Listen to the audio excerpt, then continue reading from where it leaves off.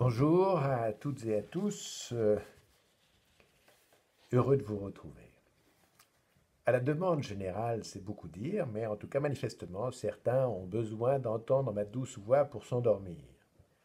Donc, je me suis dit, je vais faire une nouvelle proposition de lecture à voix haute. Et je dois vous dire que je vais vous proposer quelque chose de radicalement différent de La mort du roi de Songor. J'ai choisi un livre que j'aime beaucoup, forcément, sinon, en tout cas, je n'y trouve pas mon compte. Et un livre que j'avais envie de vous faire découvrir. Je voudrais d'abord remercier un ami qui s'appelle Olivier Salon. C'est lui qui m'a invité à lire pour la première fois ce livre-ci que je vous montre avec cette très belle photo. Une photo d'un bateau, un trois-mâts. C'est l'Endurance. L'Endurance, c'est le bateau avec lequel Sir Ernest Shackleton, l'auteur de ce livre-là, aux éditions, euh, aux éditions Phébus, voilà, dans la collection Libretto. Et voilà, donc Shackleton, début du XXe siècle, on est en 1914 en l'occurrence, va partir à la découverte de l'Antarctique. Alors, il y a déjà eu des étapes de découverte de l'Antarctique, notamment du pôle. Je vais vous lire quelques pages pour vous le dire, mais il se trouve qu'on est dans ces moments encore d'aventuriers incroyables et où on continue de découvrir la planète Terre. Et là, en l'occurrence, ces zones extrêmes de grand froid, en l'occurrence le pôle Sud, avec ces grands aventuriers qui s'appelaient Amundsen, qui s'appelaient Scott et qui s'appellent Shackleton.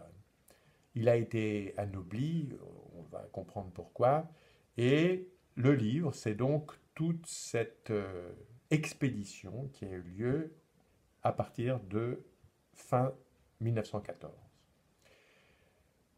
En cette période de confinement, je me suis dit que c'était pas mal d'avoir comme ça une expérience de l'extrême, c'est le moins qu'on puisse en dire, avec un goût de l'aventure, avec quand même un voyage, nous emmener à d'autres endroits, là où il fait froid, dans le pôle sud, avec donc, n'oubliez jamais cette inversion des saisons, puisque lorsque on parlera de l'hiver pour nous, ce sera l'été pour eux, etc., etc. C'est important de s'en souvenir.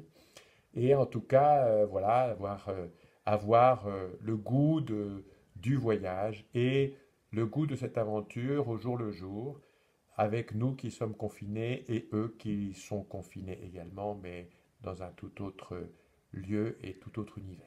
Voilà.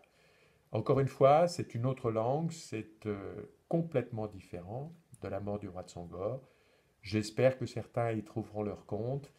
J'ai un livre ici entre les mains de 340 pages.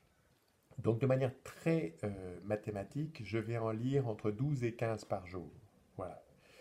Et ce qui nous permettra, pareil, comme La mort du roi de Songor, en une vingtaine de jours, c'est-à-dire je vise la fin du confinement tout juste, voilà, on y sera tout juste. En tout cas, j'essaye de me caler là-dessus, à ce rythme de 12 à 15 pages par jour, ce qui fera des séquences peut-être un chouïa plus longues que celles que vous avez, pour ceux qui m'ont suivi, eu l'habitude d'avoir. Je vais arrêter là cette vidéo.